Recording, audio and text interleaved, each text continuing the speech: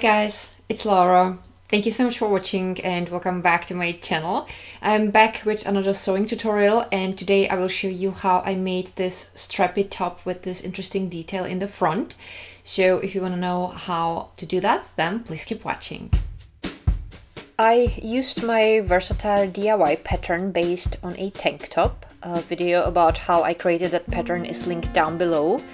I used for this top the spaghetti top variation as a base, but I have adjusted the neckline. Then my front part and the back part for the top looked like this. In addition to that, I prepared several strips of fabric, two 18 inches long for the armholes, two 11 inches long for the necklines, two 10 inches long, two 8 and two 7 inches long for the front straps.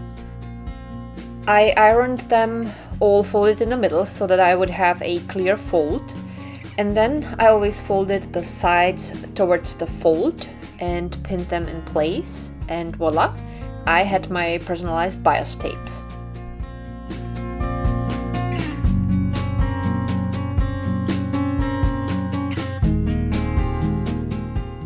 Here's what they looked like when everything was pinned in place.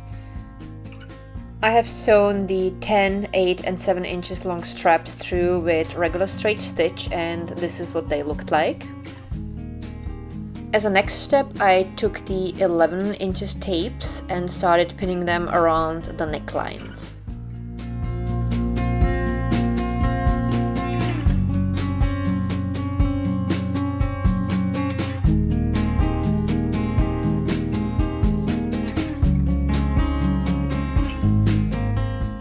Once I was done with both the front and the back part, I have sewn the bias tape in place with a regular straight stitch. I started grouping the front straps and the 18 inches tape in place, so this is what I had in mind.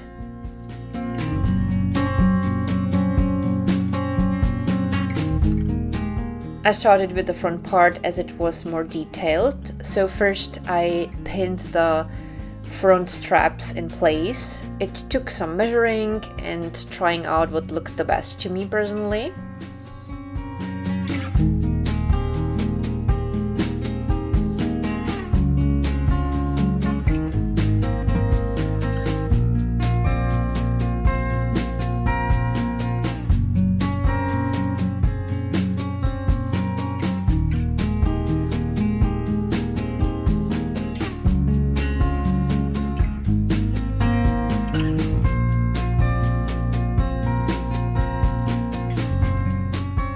I also pinned the side straps to the armholes on both the front and the back part, and once I was done with all the pinning, I have sewn everything in place with a regular straight stitch.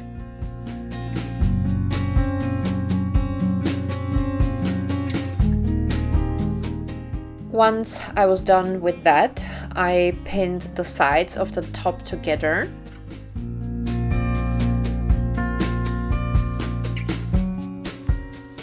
I have sewn the sides together with an overlock stitch, and as usual I cut back any excess fabric. At the armhole I folded the side seam to one side and I have sewn it through with a regular straight stitch so it would stay flat. And as a last step I folded the bottom edge inwards and I have sewn it in place with stretchy zigzag.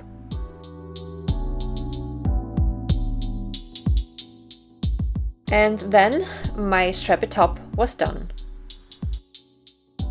And now, ladies and gentlemen, time for some sassy posing, as usual.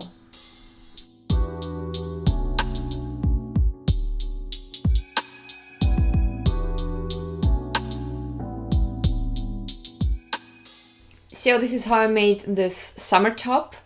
As usual, I made it for the first time on camera with you guys, so there are two tips I would like to share with you. So if I would make this top again, I would do things a little bit differently around the neckline. First of all, I would iron on a thin strip of iron-on interfacing around this line here, and then I would use also iron-on interfacing for the bias tape just for here, for the front, because it stretched a little bit out. It's not bad, but I think with the iron-on interfacing it would stay in shape and it would look a little bit neater.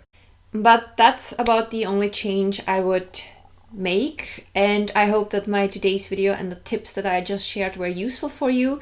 If that was the case, I would be very happy about a thumb up because it really helps my channel. I would be also super happy if you would subscribe to my channel if you didn't yet. As usual, I have linked down below a few videos and playlists that I think might be interesting for you. You will find there also links to all of my Instagram account, to my vlogging channel. There are a few discount codes that I have currently for you guys, a few affiliate links, link to my Spreadshirt shop where I wear shirts with my designs. And I have listed down below, as usual, also the music that I have used in today's video. And if I think of something, I'm just going to list it down below. So that's it for today. Thank you so much for watching. I wish you a wonderful day. I love you guys so much, and I'm looking forward to seeing you with my next video. Bye!